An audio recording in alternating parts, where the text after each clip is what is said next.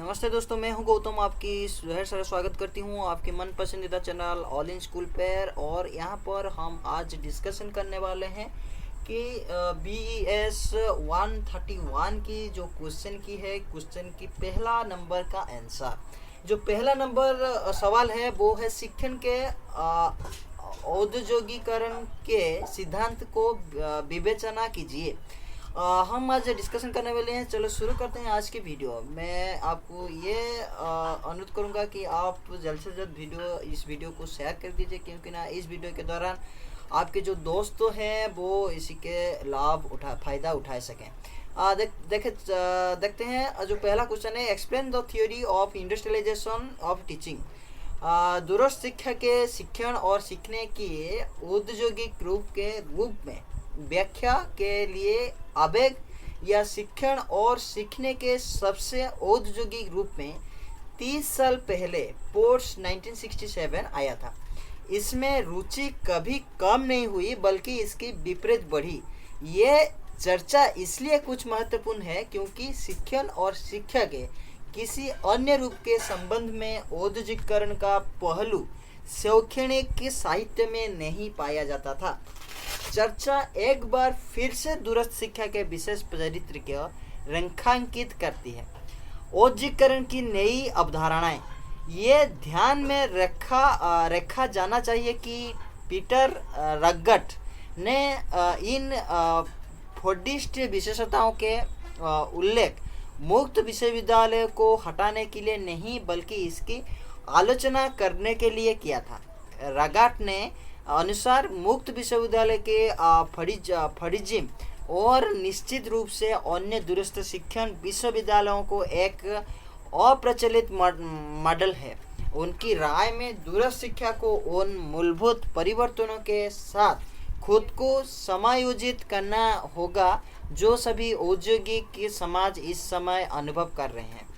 आज का काम को अक्सर 20 साल पहले पूरी तरह से अलग तरीके से आयोजित किया जाता है। दूरस्थ शिक्षा के सामने नई समस्याओं को बड़े पैमाने पर उत्पादन के माध्यम से जुक्तिकरण के अप्रचलित तरीकों से हल नहीं किया जा सकता है, और इसलिए नई अवधारणाओं को अपने भविष्य के विकास के लिए विकसित किया जाना चाहिए।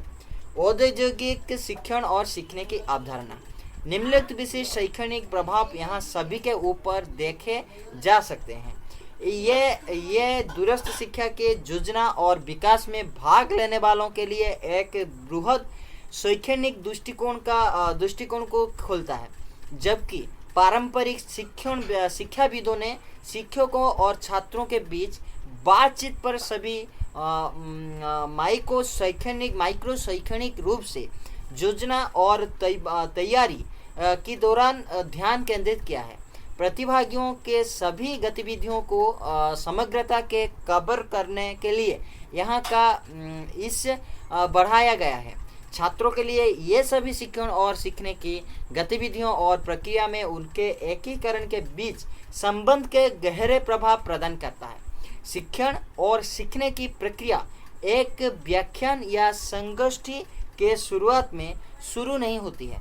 ये बहुत पहले शुरू होती है और ये तब समाप्त नहीं होता है जब छात्र व्याख्यान कक्ष या सेमिनार कक्ष के छोड़ देते हैं, लेकिन बहुत बाद में, जहां श्रम के विभाजन के आधार पर विश्वविद्यालय के शिक्षकों को विशेषज्ञों के लिए काम करती है और तकनीकी मीडिया के मदद से शिक्षण विषय के वितरण की आवश्यकता होती है और पृथक किए गए स्व अध्ययन के सक्षम बनाता है, जो केवल आमने सामने संचार द्वारा कभी कभी बाधित हो सकता है। अन्य ये शिक्षा शास्त्र के क्षेत्रों में काफ़ी बदलाव है। शिक्षण और सीखने पर प्रत्यक्ष प्रभाव देखने के लिए एक बृहद शैक्षणिक दृष्टिकोण से देखा गया, विशेष रूप से गंभीर और स्पष्ट।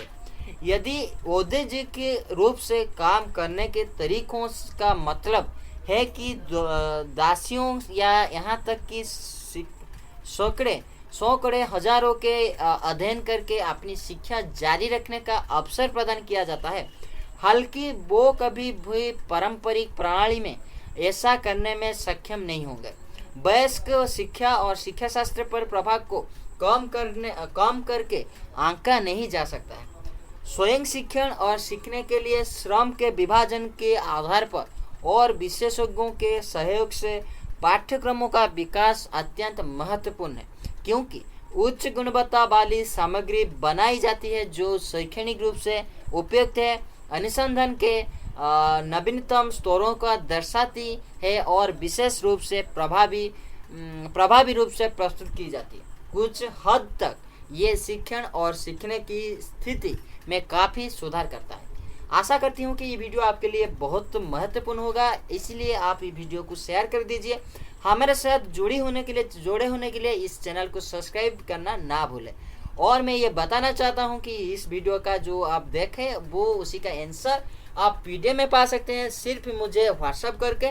व्हाट्सएप नंबर आप नोट कर सकते हैं, यहाँ पर दिया गया है 8117075017 पर, और डिस्क्रिप्शन पे आप डायरेक्ट लिंक पा सकते हैं जिसमें आप डायरेक्ट मुझे व्हाट्सअप भी कर सकते हैं। आशा करती हूँ इस वीडियो को शेयर करें और पीडीएफ पाने के लिए मुझे ज़रूर तौर पर व्हाट्सअप करें। थैंक यू, धन्यवाद देते हुए इस वीडियो को एंड करती हूँ। धन्यवाद।